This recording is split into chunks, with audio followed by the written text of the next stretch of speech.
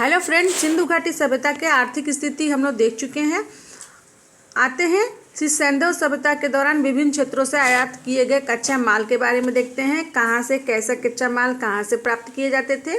Student, आप मेरे channel पर अगर आप नए हैं तो फिर चैनल को ये ध्यान से देखिएगा। ये टीजीटी इतिहास के लिए बहुत इंपॉर्टेंट होने वाला एक एक पॉइंट कवर कराया जा रहा है। सिंधु घाटी सभ्यता हम लोग का चल रहा है ये वीडियो। तो सिंधु घाटी सभ्यता में सिंधु सभ्यता के दौरान विभिन्न क्षेत्रों से आयात किए गए कच्चे माल का अध्ययन करेंगे कि टीन कहाँ से आयात किया जाता था, तो अफगानिस्तान और ईरान से। तांबा कहाँ से, तो खेतड़ी राजस्थान बलूचिस्तान से। चांदी ईरान और अफगानिस्तान से।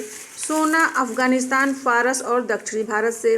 लाजवर्द कहाँ से, तो मेसोपोटामिया से। सेल खड़ी बलूचिस्तान, राजस्थान और गुजरात से। नील रत्न कहाँ से, क्षेत्र से बदख्शां से। नीलमणि महाराष्ट्र से। हरित मणि दक्षिण अफ्रीका से। शंख और कौड़िया सौराष्ट्र दक्षिण अफ्रीका से ये आयात किए जाते थे। आगे देखते हैं। सीसा कहाँ से आयात करते थे, तो सीसा करते थे ईरान, अफगानिस्तान और राजस्थान से। शिलाजीत हिमालय क्षेत्र से ये आयात करते थे। तो स्टूडेंट, अब हम लोग देख चुके हैं। अब हम देखेंगे कि राजनीतिक स्थिति देखते हैं। राजनीतिक स्थिति हड़प्पा सभ्यता की, सिंधु घाटी सभ्यता की राजनीतिक स्थिति हम देखते हैं। स्टार्ट करते हैं स्टूडेंट। हड़प्पा संस्कृति की व्यापकता एवं विकास को देखने से ऐसा लगता है कि हड़प्पा सभ्यता किसी केंद्रीय शक्ति से संचालित होती थी। वैसे यह प्रश्न अभी विवाद में है। फिर भी क्या है, फिर भी चूंकि हड़प्पावासी वाणिज्य की ओर अधिक आकर्षित थे, इसलिए माना जाता है कि संभवतः हड़प्पा सभ्यता का शासन वणिक वर्ग के हाथ में ही था। ह्यूलर ने सिंधु प्रदेश के लोगों के शासन को मध्यवर्गीय जनतंत्रात्मक शासन कहा और धर्म की महत्ता को स्वीकार किया। स्टुअर्ट पिगॉट महोदय ने कहा कि सिंध प्रदेश के शासन पर पुरोहित वर्ग का प्रभाव था।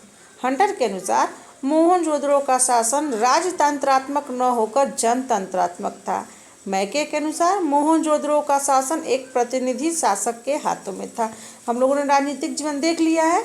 अब आते हैं हम लोग सिंधु घाटी सभ्यता धार्मिक जीवन क्या था हड़प्पा सभ्यता का, आइए हम अध्ययन करते हैं, जो कि आपके सिलेबस का बहुत ही इंपॉर्टेंट पॉइंट है, इंपॉर्टेंट भाग है आपके सिलेबस में। अगर आप टीजीटी की तैयारी करते हैं हिस्ट्री से तो आपको आपने सिलेबस देख लिया होगा। आइए हड़प्पा सभ्यता के धार्मिक जीवन हम देखते हैं। और स्टूडेंट, एक बात मैं आपको बता देती हूँ, क्योंकि परीक्षा का जो है बहुत पैटर्न चेंज हुआ है, माइनस मार्किंग हट गई है, साथ में इंटरव्यू हट गया है, तो क्वेश्चन जो आएंगे थोड़े से आपको अलग टाइप के क्वेश्चन आएंगे। अब वन लाइनर क्वेश्चन नहीं आएंगे। और पुराने प्रीवियस ईयर्स से जो आप रट्टा मार रहे हो प्रीवियस ईयर्स के पेपर लेकर, तो संभावना कम है, क्योंकि उस समय जो इंटरव्यू रहता था साथ में माइनस मार्किंग रहती थी। अब देखते हैं, आपको एक एक पॉइंट एक एक सिलेबस का पॉइंट देखना पड़ेगा, आपको विस्तृत अध्ययन करना पड़ेगा। आपको केवल रट्टा मारने से काम नहीं चलेगा, प्रैक्टिस सेट हल करने से नहीं काम चलेगा, और ना ही प्रीवियस ईयर्स क्वेश्चन हल करने से।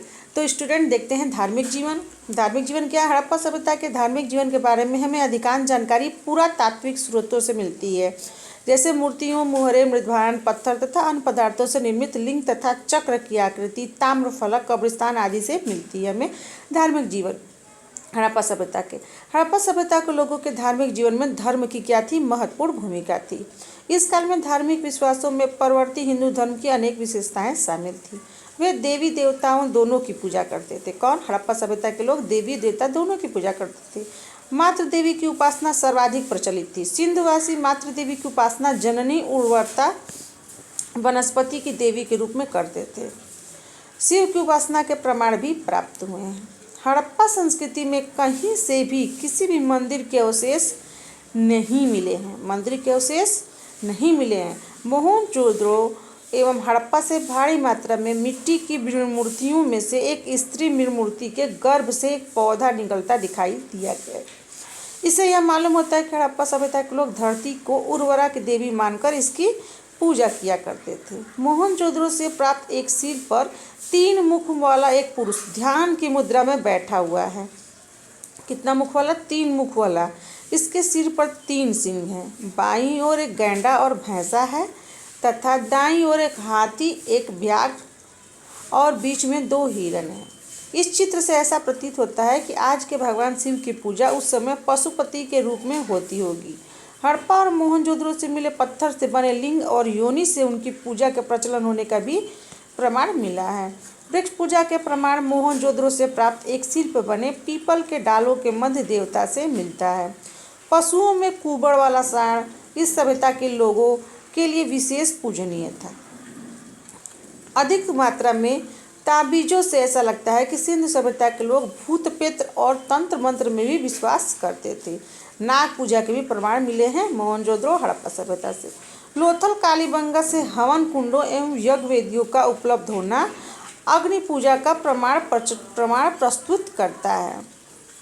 लोथल और कालीबंगा से क्या मिला है? हवन कुंड और यज्ञ वेदी मिल रहा है। हड़प्पा के लोगों में जो धार्मिक रीति रिवाज प्रचलित थे उनमें से कुछ आज भी हिंदू में पाए जाते हैं। जैसे कौन कौन से रीति रिवाज जो हिंदू में पाए जाते हैं? मांग में सिंदूर भरना विवाहित हिंदू स्त्रियों के लिए सुहाग का प्रतीक है। हड़प्पा से प्राप्त मिट्टी की पट्टी पर महिष यज्ञ का दृश्य चित्रित है जो महिषासुर मर्दनी की याद दिलाता है। चालाक लोमड़ी और प्यासे कौवे की कहानी हड़प्पा के कलशों पर चित्रित है। अब देखते हैं हम लोग सामाजिक जीवन। सिंधु घाटी सभ्यता का सामाजिक जीवन पॉइंट देखते हैं, क्या है सामाजिक जीवन में है। तो सिंधु घाटी सभ्यता के सामाजिक जीवन क्या? स्त्री मूर्तियाँ अधिक मिलने से ऐसा अनुमान लगाया जाता है कि सेंधो समाज क्या था? मातृसत्तात्मक था। इस सभ्यता के लोग युद्ध प्रिय कम थे, शांति प्रिय अधिक थे। भोजन के रूप में सेंधो सभ्यता के लोग गेहूँ, जौ, खजूर एवं भेड़, सूअर, मछली के मांस को खाते थे। इनका सामाजिक जीवन हम अध्ययन कर रहे हैं। ध्यान दीजिए कि पॉइंट सामाजिक जीवन जो है वो यहाँ पे है।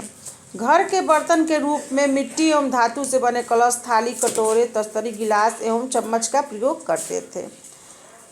वस्त्र के रूप में ऊनी एवं सूती एवं ऊनी दोनों प्रकार के वस्त्र का प्रयोग होने के साक्ष्य मिले हैं। पुरुष वर्ग दाढ़ी और मूछों का शौकीन था। खुदाई के समय तांबे से निर्मित दर्पण, कंघे और उस तरह मिले हैं। आभूषणों में कंठाहार, भुजबंद, कर्णफूल, छल्ले, चूड़ियाँ, कालीबंगा से प्राप्त हुई चूड़ियाँ, करधनी, प्राजेब आदि आभूषण मिले हैं।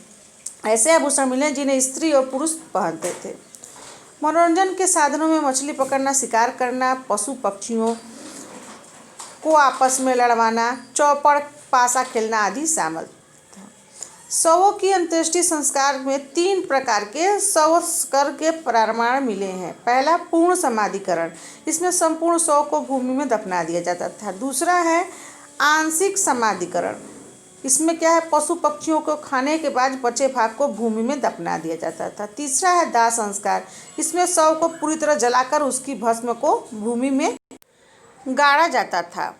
हड़प्पा दुर्ग के दक्षिण पश्चिम में स्थित कब्रिस्तान को एच कब्रिस्तान का नाम दिया जाता है। लोथल से प्राप्त एक कब्र में उसका सिर पूर्व और पैर पश्चिम की ओर एवं शव का शरीर करवट लिए हुए लिटाया गया है। यहीं से कब्र में 2 शव आपस में लिपटे मिले हैं। सुरकोटजा से अंडाकार शव के अवशेष मिले हैं। रूपनगर यानी रोपड़ की एक कब्र में मालिक के साथ कुत्ते के भी अवशेष मिले हैं।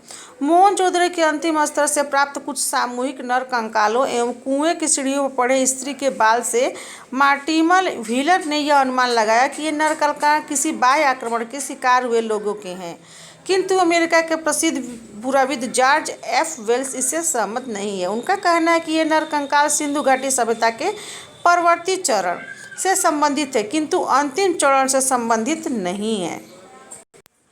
अब स्टूडेंट हम लास्ट पॉइंट देखते हैं सिंधु घाटी सभ्यता का। इसी के साथ हमारा ये टॉपिक समाप्त होता है सिंधु घाटी सभ्यता। हम आगे का टॉपिक पढ़ेंगे। सिंधु घाटी सभ्यता के विनाश के संबंधित में इतिहासकारों का क्या मत है। कुछ इतिहासकार सिंधु सभ्यता के विनाश से संबंधित अपने अपने मत प्रस्तुत किए हैं। आइए हम उसको देखते हैं। इस सभ्यता के विघटन से जुड़े अनेक इतिहासकारों का मत इस प्रकार है कि जॉन मार्शल ने क्या कहा था? प्रशासनिक शिथिलता के कारण इस सभ्यता का विनाश हुआ। ऑरेन स्टाइल ने क्या कहा? जलवायु में हुए परिवर्तन के कारण यह सभ्यता नष्ट हुई। अर्नेस्ट मैके एवं जॉन मार्शल ने क्या कहा? सिंधु सभ्यता बाढ़ के कारण नष्ट हुई। और भूतात्विक परिवर्तन के कारण यह सभ्यता नष्ट हुई। एमारसानी, R L. Raikes, George F. Dales और एम.टी. लेम्बिट ने कहा। मोहनजोदड़ो के लोगों की आग लगाकर हत्या कर दी गई। डी.डी. कौशाम्बी द्वारा ये कहा गया। सिंधु सभ्यता विदेशी आक्रमण आर्यों के आक्रमण द्वारा नष्ट हुई। ये किसका किसका कथन है? ये गार्डन चाइल्ड एवं Mortimer wheeler, D.H.. Garden, Stuart Piggott का कथन है। तो स्टूडेंट, इसी के साथ हमारा सिंधु घाटी सभ्यता का ये पूरा टॉपिक समाप्त हुआ। मैंने एक एक पॉइंट इस सभ्यता से संबंधित कोई भी पॉइंट छूटा नहीं है, सारा पॉइंट आपको बता दिया है। आप अगर मेरे चैनल पर नए हैं, पहली बार वीडियो देख रहे हैं, तो प्लीज़ मेरे चैनल को सब्सक्राइब जरूर करिएगा, लाइक ज़रूर करिएगा और हाँ, एक बेल आइकन भी दबा दीजिएगा ताकि जब भी कोई नया वीडियो बनाऊँ आपको सबसे पहले नोटिफिकेशन मिल जाए। अगर आप हिस्ट्री से तैयारी कर रहे हैं टीजीटी के लिए, पीजीटी के लिए, तो आपको ये वीडियो बहुत बहुत इंपॉर्टेंट होने वाला है। तो स्टूडेंट, वीडियो देखने के लिए बहुत बहुत धन्यवाद। और वीडियो देखने के बाद आप थोड़ा सा प्यारा कमेंट कर दीजिएगा, जिससे मैं हो चुकूँ मोटिवेट। मिलते हैं नए वीडियो में नए टॉपिक के साथ, तब तक के लिए धन्यवाद।